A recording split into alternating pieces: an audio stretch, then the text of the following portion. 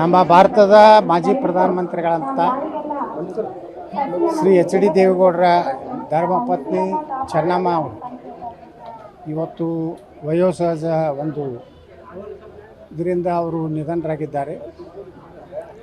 ಇವತ್ತು ದೇವೇಗೌಡರ ರಾಜಕೀಯ ಒಂದು ಭವಿಷ್ಯದಲ್ಲಿ ಅವರ ಪಾತ್ರ ಭಾಳ ದೊಡ್ಡದಿದೆ.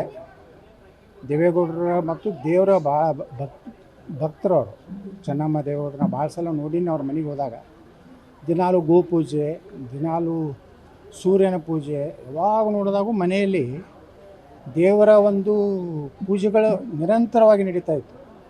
ಅಂತ ಒಬ್ಬ ದೈವ ಭಕ್ತರಿದ್ದರವರು. ಅವರ ಒಂದು ಪೂಜಾ ಫಲದಿಂದ ದೇವೇಗೌಡರಾಗಲಿ ಅವ್ರ ಕುಟುಂಬ ಆಗಲಿ ರಾಜಕೀಯವಾಗಿ ಒಂದು ಒಳ್ಳೆಯ ಸ್ಥಾನವನ್ನು ಈ ದೇಶದಲ್ಲಿ ಕಂಡಿದೆ. ಇಡೀ ರಾಜ್ಯದ ಜನ ಇವತ್ತು ಚೆನ್ನಮ್ಮ ದೇವೇಗೌಡರವರ ನಿಧನದ ಒಂದು ಶೋಕದಲ್ಲಿ ನಾವೆಲ್ಲ ಭಾಗಿಯಾಗಿದ್ದೇವೆ.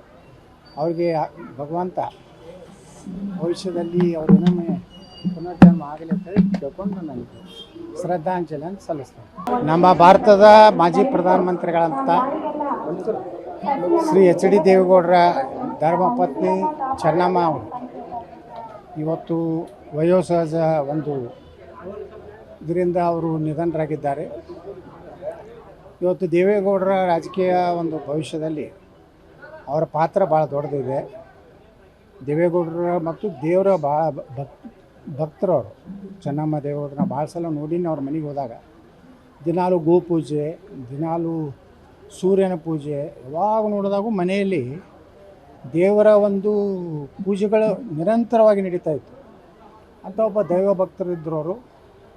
ಅವರ ಒಂದು ಪೂಜಾ ಫಲದಿಂದ ದೇವೇಗೌಡರಾಗಲಿ ಅವ್ರ ಕುಟುಂಬ ಆಗಲಿ ರಾಜಕೀಯವಾಗಿ ಒಂದು ಒಳ್ಳೆಯ ಸ್ಥಾನವನ್ನು ಈ ದೇಶದಲ್ಲಿ ಕಂಡಿದೆ. ಇಡೀ ರಾಜ್ಯದ ಜನ ಇವತ್ತು ಚೆನ್ನಮ್ಮ ದೇವೇಗೌಡರವರ ನಿಧನದ ಒಂದು ಶೋಕದಲ್ಲಿ ನಾವೆಲ್ಲ ಭಾಗಿಯಾಗಿದ್ದೇವೆ. ಅವ್ರಿಗೆ ಭಗವಂತ ಭವಿಷ್ಯದಲ್ಲಿ ಅವರು ಇನ್ನೊಮ್ಮೆ ಪುನರ್ಜನ್ಮ ಆಗಲಿ ಅಂತ ಹೇಳಿ ಕೇಳ್ಕೊಂಡು ನನಗೆ ಶ್ರದ್ಧಾಂಜಲಿಯನ್ನು ಸಲ್ಲಿಸ್ತೇನೆ.